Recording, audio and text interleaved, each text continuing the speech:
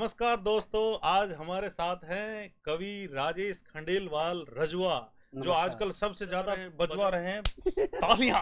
तो तालियां रजवा जो ज्यादा बजवा रहे हैं। क्या दोबारा से आप खुद बताएं अपने बारे में, राजेश खंडेलवाल रजवा कैसे बन गया? रजवा क्या है, मेरे बाबा मुझे प्यार से रजवा बुलाते थे, अच्छा, तो इसलिए मैंने बाबा की याद में रजवा लगाना शुरू कर दिया। लेकिन आजकल दोस्तों भक्तों को भी मास्क लगा के भक्ति करनी पड़ रही है। और देखो, मास्क का फायदा भी है। क्या क्या है कि मास्क का फायदा दारू की लाइन में भी नजर आया। अच्छा, बाप बेटे कोई पहचान नहीं पाया। वाह। लेकिन मास्क के नुकसान भी है। अच्छा, इसमें फायदा है दारू में, मास्क में। तो जिसने पी शराब न उबरा जिंदगानी में, हजारों बह गए बोतल के इस बंद पानी में। वाह वाह, शानदार, वाह। और फायदे बताएं। अच्छा, मास्क के नुकसान देखिए। सुनाइए। कि मास्क में भी अजीब मुसीबत आई। हम्म, पत्नी पति कोई पहचान नहीं पाई, और हाँ। चांद देख कर नीचे उतरी तो पता लगा कोई और ही देगा। करवा चौथ की बधाई। क्या बात है, क्या बात है। तो आज रजवा जी ने हमें बताया कि किस तरह उनकी पत्नी उनको पहचान नहीं पाई। तो क्या लाखों जो पत्नियां हैं वो अपने पति को पहचानती है? एक नया सवाल है आपसे। हाँ, तो कृपया मास्क हटा ले। अच्छा, और पत्नी को मना ले। तो कुछ और सुनाए इसमें आप। क्या हुआ था, पत्नी ने करवा चौथ का व्रत कैसे अजमाया? अच्छा, कैसे अजमाया? हाँ, देखिएगा, मजे लीजिए। आज से स्वागत है भाई। कि पत्नी ने सोते हुए पति को करंट लगाया। अच्छा, पति तिल मिलाया और गुस्से में चिल्लाया। वाह वाह। पति तिल मिलाया और गुस्से में चिल्लाया, कम वक्त, क्या मारने का इरादा है या दिमाग तुझ में कुछ आधा है? अच्छा। पत्नी बोली, प्राणनाथ, अच्छा, सुनो मेरी बात। वाह। करवा चौथ का व्रत अजमा रही हूँ, अपने तप की शक्ति दिखा रही हूँ। वाह। बच गए तो खुशियां मनाई जाएगी, हाँ। और मर गए तो बीमे की रकम आएगी, क्या? और मर गए तो बीमे की रकम आएगी। शानदार। भाई ने बताया करवा चौथ के बारे में। तो महिला और पत्नी जो होती है, पति पे तनी रहती है, जिनमें तना तनी होती है वो पति पत्नी होता है। उस पे भी लीजिए। हाँ, स्वागत। क्या हुआ था, एक बार मैं दिल्ली कवि सम्मेलन के जाने की तैयारी कर रहा था। अच्छा, तो पत्नी बोली, अजी सुनते हो? मैंने बोलो, एक कुत्ता पाल लेते हैं। अरे मैंने की, भगवान, मेरे होते हुए तुझे कुत्ता पालने की क्या जरूरत?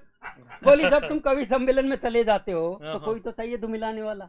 अब मजे लीजिए हास्य कविता का। स्वागत है। कि पत्नी को कुत्ता पालने का शौक चल रहा है, तो मैं बाजार जाकर एक कुत्ता खरीद लाया। वाह। देखकर पत्नी फूल ही नहीं समाई। अच्छा। फिर मुझसे एक चैन और एक छड़ी और मंगवाई। आहा। देखकर पत्नी फूल ही नहीं समाई। फिर मुझसे एक चैन और एक छड़ी और मंगवाई। एक दिन छड़ी दिखाकर कुत्ते को उठना बैठना सिखा रही थी, अपने तेवर दिखा रही थी। वाह। छड़ी दिखाकर कुत्ते को उठना बैठना सिखा रही थी, अपने तेवर दिखा रही थी, पर लाख कोशिश के बाद भी कुत्ता नहीं सीखा। तो मैं पत्नी पर धीरे से चीखा। वाह। क्योंकि पत्नी के सामने तेज आवाज निकालने की हिम्मत किसकी? आप तो स्लो पॉइजन। आपकी भी नहीं होगी, चाहे आप पुलिस में हो। तो मैं पत्नी पर धीरे से चीखा। मैंने कहा, भाग्यवान, बार बार क्यों छड़ी दिखा रही हो? ये नहीं सीख पाएगा, क्यों जुल्म ढा रही हो? ये नहीं सीख पाएगा, क्यों जुल्म ढा रही हो? जवाब देखिएगा पत्नी का। स्वागत है भाई। ये नहीं सीख पाएगा, क्यों जुल्म ढा रही हो? पत्नी बोली, शुरू शुरू में तुम भी कहाँ सीख पाए थे? अरे बेलन और चिमटा दिखाया तब लाइन पे आए थे। बेलन और चिमटा दिखाया तब लाइन पे आए थे। क्या बात है दोस्तों। तो बेलन दिखाने से ही सब कुछ होता है। और देखो, हर कामयाब पुरुष के पीछे महिला का हाथ होता है, लेकिन कोई नहीं बताता कि हाथ में बेलन भी होता है। शानदार। आज हम राजेश जी से सुनना चाह रहे हैं कि कोई मन की चीज और भी सुनाना चाहे वो सुनाए। एक दिन पत्नी से झगड़ा हो गया, तो पत्नी तो चुप होने वाली नहीं। आखिर मैं ही चुप हो गया। मैंने हाथ जोड़ के कहा, चुप हो जा और मुझे शांति के साथ रहने दे। अब शांति का नाम सुनते तो पत्नी फिर भड़क गई। तो उसने 4 लाइनों में जवाब दिया। स्वागत है भाई। कि चुप रहना अब वश में नहीं, मैं तो कहूंगी, हरकत तुम्हारी जाने मन अब न सहूंगी। वाह। रहना चाहो तुम अगर शांति के साथ, इशारा देखना, रहना चाहो तुम अगर शांति के साथ, तो आनंद के साथ फिर मैं भी रहूंगी, तो आनंद के साथ फिर मैं भी रहूंगी। दिवाली पे कुछ न कुछ खरीदारी करने जाते हैं। बिल्कुल बिल्कुल। मैं भी गया अपनी पत्नी के साथ। तो मजे लीजिएगा। कि दिवाली पे बाजार में संग गया पत्नी के, कसेरे से बोली एक लोटा भी दिखाइए। और और छोटे छोटे मुंह वाले लेके आया कई लोटे। मैंने कहा भाई बड़े मुंह का भी लाइए। क्या बात है। मैंने कहा भाई बड़े मुंह का भी लाइए। वाह। सुनते ही पत्नी बोली ले लो अब जैसा भी है, शगुन के काम में न टोक भी लगाइए। पत्नी की तरफ देख मुंह लटकाए बोला इसे मैं मांझूंगा कैसे मुझे भी बताइए, इसे मैं मांझूंगा कैसे मुझे भी बताइए। और साहब एक बार पत्नी के साथ मेला देखने गया। अरे वाह। वहां पे पत्नी खो गई। अच्छा। मैंने खूब ढूंढी, नहीं मिली। तो मैंने एक दोस्त को फोन लगाया। मैंने कहा यार तू जल्दी आ। मैंने क्यों? मैंने कहा पत्नी खो गई। वो भाई दौड़ा दौड़ा आया, क्योंकि मेरी खुशी बर्दाश्त थोड़ी हो रही थी। नहीं उसका तो दौड़ा दौड़ा आया और उसने भी खूब ढूंढी, नहीं मिली। नहीं मिली तो उसने मुझे सलाह दी चल अपन थाने में रिपोर्ट दर्ज कराने चलते हैं। चलिए। मैं चल भाई, थानेदार जी बैठे ही हैं। ठीक है। तो थाने गया दोस्त संग, रपट लिखा ने तू पत्नी घर लौटी नहीं, आदि जो थी भंग की। और हेमा मालिनी से गाल, देखिए हमने क्या क्या लिखवाया। अच्छा। हेमा मालिनी से गाल, माधुरी के जैसे बाल, हुलिये में लिखवाया गोरे गोरे अंग की। हुलिये में लिखवाया गोरे गोरे अंग की। वाह। टल्ला मार बोला यार थोड़ी तो शर्म कर, बेडौल सी तेरी बीबी थी भी काले रंग की। मैंने कहा रे कमीने तेरे क्यों जलन मची, गई तो गई अब आएगी तो ढंग की, गई तो गई अब आएगी तो ढंग की। वाह वाह। तो आपने देखे कविराज के ढंग, और जो ये बेपेंदी के लोटे घर कैसे लोटे, बीबी के साथ लोटे के नहीं लोटे। तो आप किस तरह से कोई कविता बनाते हैं उस पे भी बताएं दर्शकों को कि वो भी सीखें आपसे। अच्छा। कोई किस तरह से? क्या, मैं तो बस फेसबुक देखता रहता हूँ और समाचार सुनता रहता हूँ। तो मैंने कि आजकल क्या हो रहा है, राहुल जी क्या कर रहे हैं, और जैसे केजरीवाल जी क्या कर रहे हैं। अब दिवाली का सीजन आ गया तो इस पे साहब 4 लाइनें इस पे सुनिए कि दिवाली पे जुट गए हर साल की तरह, जोरू के खौफ से यूं गुलाम की तरह। और बीबी बोली हाथ में झाड़ू थमाकर, अजी आप तो लग रहे हो केजरीवाल की तरह।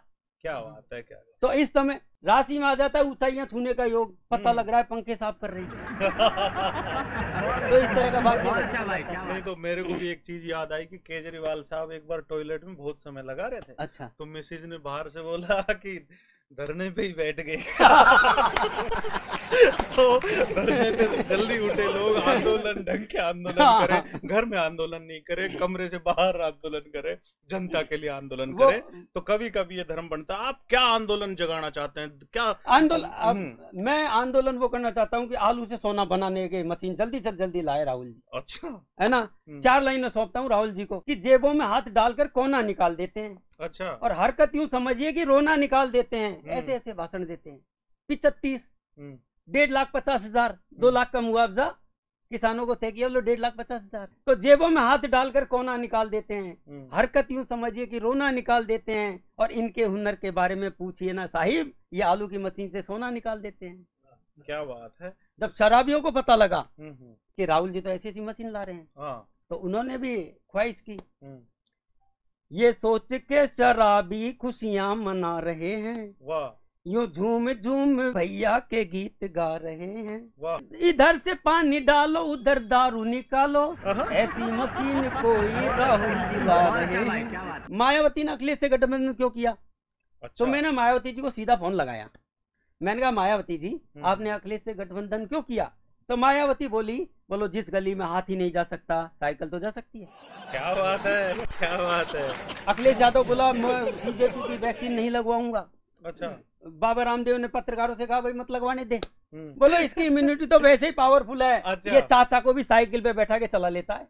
चलो बिल्कुल बढ़िया बात। फिर राहुल जी से पूछा, राहुल जी ने कहा मैं बीजेपी की वैक्सीन नहीं लगवाऊंगा। अच्छा। तो बाबा रामदेव बोलो लगवा ले, बंगाल में तुझे चक्कर तक आ गए। क्या बात। तो ये सारे चक्कर कांग्रेस को, बीजेपी के अलावा जो भी पार्टियां उनको ही क्यों आ रहे हैं? कोई कुछ बीजेपी के भी सुनाए जाए। अच्छा हाँ।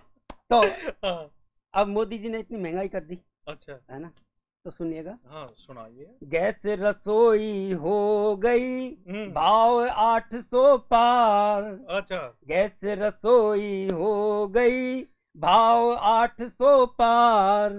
फिर भी मोदी कह रहे अच्छे दिन है यार बजाओ इस पर ताली, करा दी जेबे खाली, बजाओ इस पर ताली, करा दी जेबे खाली। वाह।